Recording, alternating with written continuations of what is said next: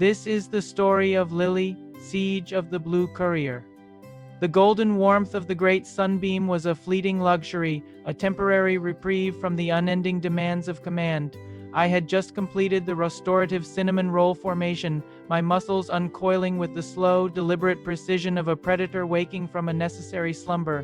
The digital numbers on the glowing box in the kitchen flipped with a silent, ominous click. 13:59. The witching hour was upon us, the time when the invisible shield surrounding the inner sanctum was tested by the most relentless and unpredictable force in the known universe. I rose to my paws, shaking the remnants of sleep from my fur, the pink rhinestones of my power harness catching the ambient light and casting fragmented rainbows across the carpet. A great warrior knows that peace is merely the brief intermission between battles, and the vibrations in the floorboards were already whispering of the approaching doom. My oversized ears swiveled like radar dishes, locking on to the distinct guttural rumble of a heavy diesel engine entering the sector. The enemy was on schedule, punctual with a terrifying mechanical precision that lacked the chaotic grace of the squirrels or the frantic energy of the neighborhood felines. This was an adversary of pure bureaucratic malice, a titan of routine who sought to breach our perimeter every single day without fail. I trotted toward the front hallway, my nails clicking a rhythmic war march against the polished hardwood, ready to assume my post. The crystal barricade, known to the giants as the front bay window, offers a commanding tactical view of the barren concrete wasteland of the driveway. I leapt onto the plush arm of the sofa, assuming the gargoyle stance, rigid, unblinking, a monument of white fury framed against the glass. Outside, the lumbering metal beast ground to a halt, its brakes squealing like a dying banshee, announcing the arrival of the Courier of Chaos. The truck was a stark, blocky chariot of white and blue, lacking any aesthetic grace, designed only for the rapid deployment of suburban misery. He stepped from the vehicle, a towering monolith of flesh and duty, clad in the unmistakable azure uniform of his dark order. It was a shade of blue that offended the very concept of natural camouflage, a bold declaration of his intent to conquer. The sun glinted off his dark, reflective spectacles, twin mirrors that hid his soul and projected only cold, unwavering intent. He moved with a lumbering, heavy gait, completely unfazed by the sacred boundary line of the property, his thick rubber soles crushing the pavement without a hint of hesitation. Every step he took was a calculated insult to my sovereignty, a deliberate challenge to the ivory titan who watched from the high ground. I let out a low, rumbling growl, a sound that began deep within my chest and vibrated through the reinforced nylon of my armor. It was a warning, a sonic tripwire that he brazenly ignored as he unlatched the iron gate. His hand rested on the heavy brown leather satchel slung across his broad shoulder, a cursed vessel brimming with forbidden white rectangles. I had seen the devastating psychological effects these paper artifacts had on the giants. They would open them, stare at the strange black markings, and emit heavy sighs of despair. This man was a merchant of sorrow, a peddler of paper curses, and he was bringing his dark magic directly to my stronghold.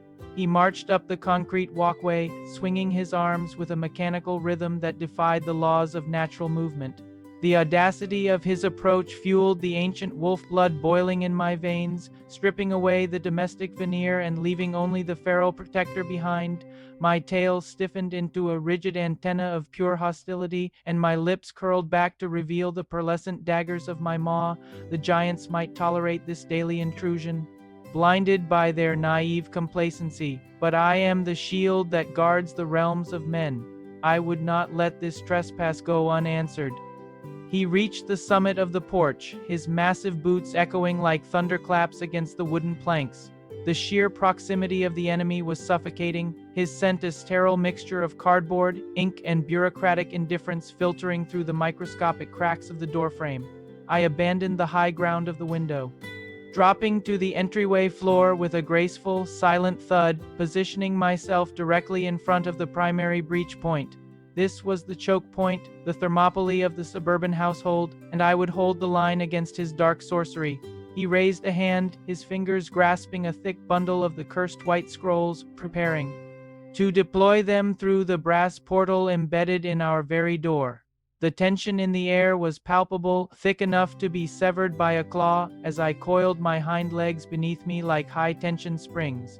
I initiated the rapid-fire tactical barking, a staccato barrage of sonic artillery designed to disorient and intimidate to the uninitiated.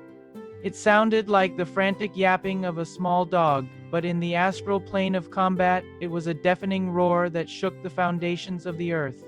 I demanded his immediate surrender, my voice echoing off the hardwood, but the courier remained terrifyingly silent. The brass flap of the mail slot snapped open with a sharp metallic screech that cut through my sonic barrage like a guillotine blade. It was a violent intrusion, an unforgivable violation of the sanctuary's structural integrity. Through the narrow rectangular abyss, a cascade of white envelopes and colorful glossy parchment was violently shoved into my domain. They tumbled through the air like an artillery barrage, mocking gravity as they fluttered down toward the sacred doormat. I saw the enemy's thick, calloused fingers retreat from the slot, a cowardly hit-and-run tactic typical of his deceitful kind. The flap clattered shut, plunging the entryway back into silence. But the damage was already done. The payload had been delivered. The floor was now littered with the toxic remnants of his siege, a chaotic pile of junk mail, utility bills, and coupon booklets that radiated dark, administrative energy. The giants would be furious, their peace ruined by these rectangular heralds of financial doom. But they would not have to suffer today. I stepped forward, my ember eyes narrowing into slits of absolute focus, analyzing the scattered debris for signs of movement.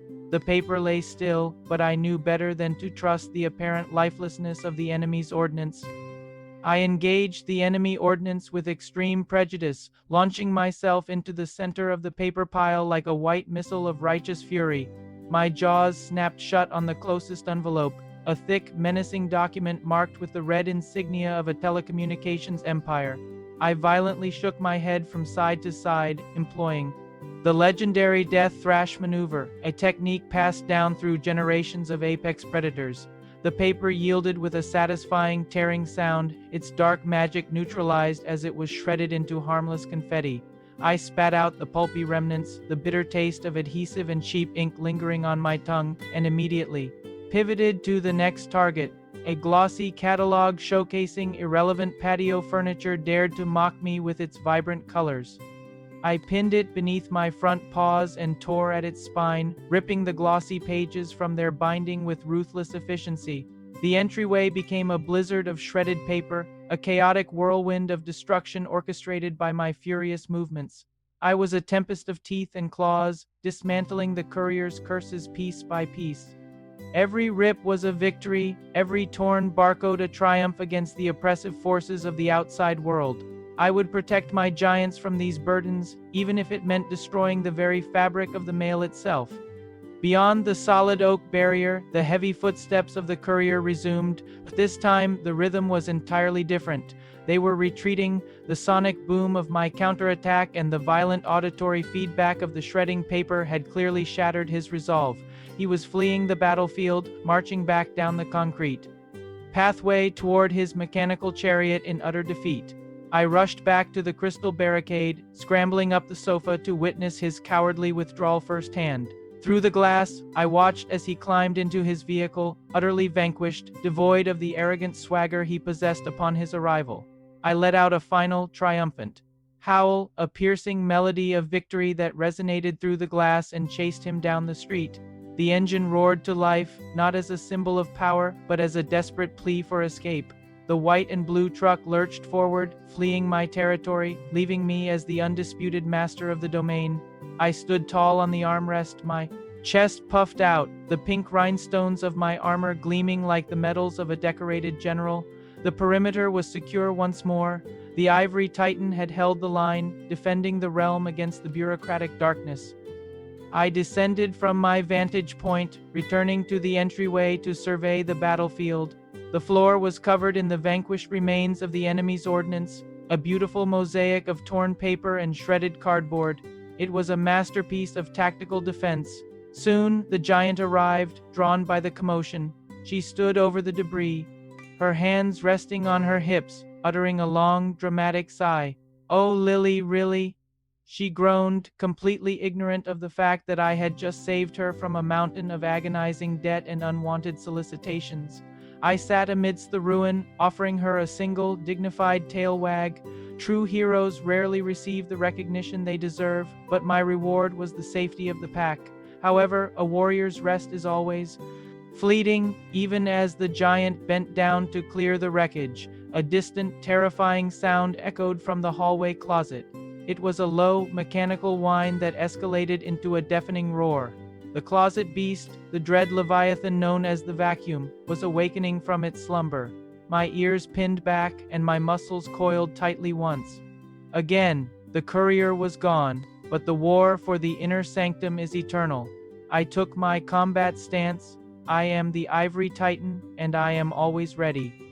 Thanks for watching. I hope you enjoyed this story. If you did, make sure to like and subscribe for more content, and until next time, stay super.